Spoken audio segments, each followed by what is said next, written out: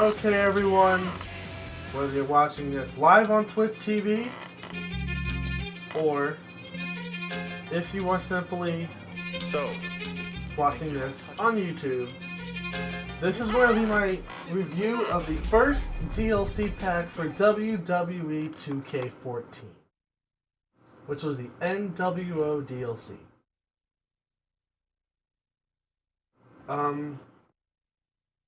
I don't know how to feel about this DLC, honestly. I'll do my best to keep the King's commentary unbiased. And no, this whole match will not be... This match will not finish before I, well, it might. Finish before I...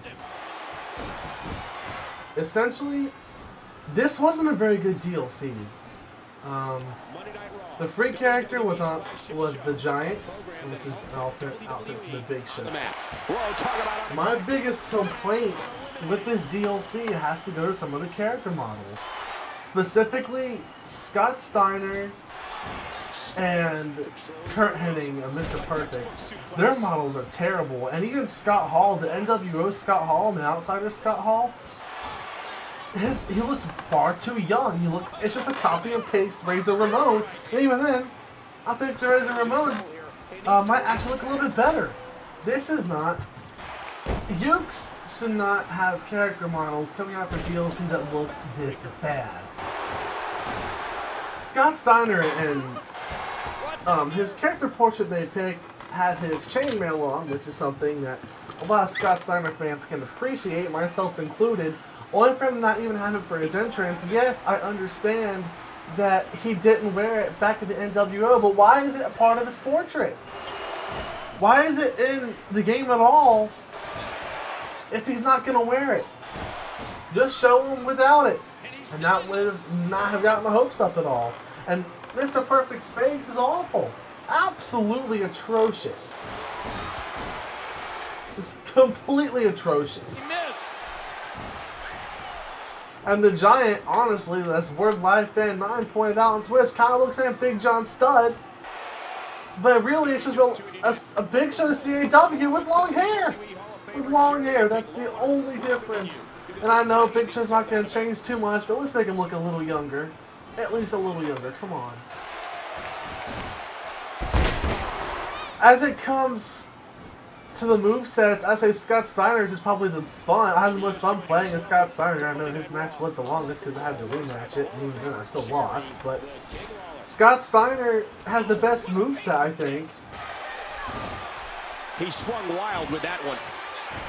I don't know. I think Macho Man Savage, Macho Madness Randy Savage, he probably has the best model because they had a good model for him for the main game, and they just gave him an awesome alternate attire. I think his character turned out the best.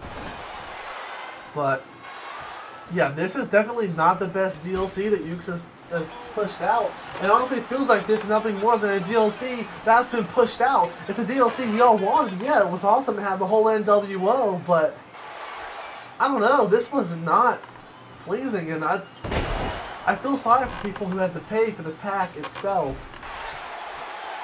Even then, as someone who paid, I got this, but god damn it, Scott Steiner got eliminated. But anyway, Scott Steiner not having his chainmail while it's in the portrait is stupid.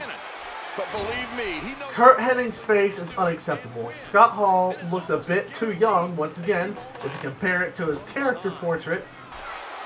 And the Giant was another lazy effort. So I'm going to have to give the NWO DLC for WWE 2K14 a 4 out of 10. It was pretty low mid-card, low card, not quite jobber tier because of the fact that it's nice to have some of these characters in the game. Okay, Iron Fury, I know it's not the whole NWO, I know it's not the whole one. The whole NWO was basically the entire roster, but Scott Hall is gone. Anyway, for the most popular NWO guys, pretty much that they want. Wait a minute, Cole, what's he gonna do? It's a 4 out of 10 for me.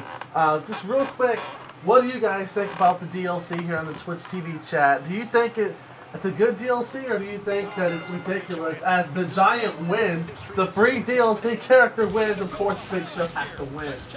Anyway.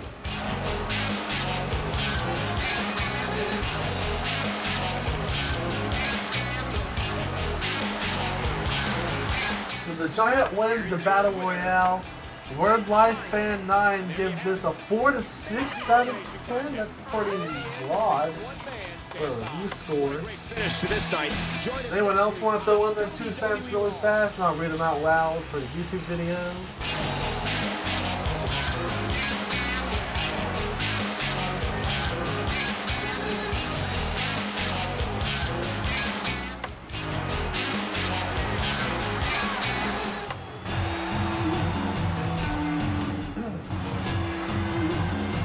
Last call for anyone. Super Disco Drew gives it a 0 out of cupcakes. It is bland. It's not a good DLC. It's not. And Iron Fury says, personally, I think despite some questionable models, it's not too bad. At least it's a lot of people probably going to say this.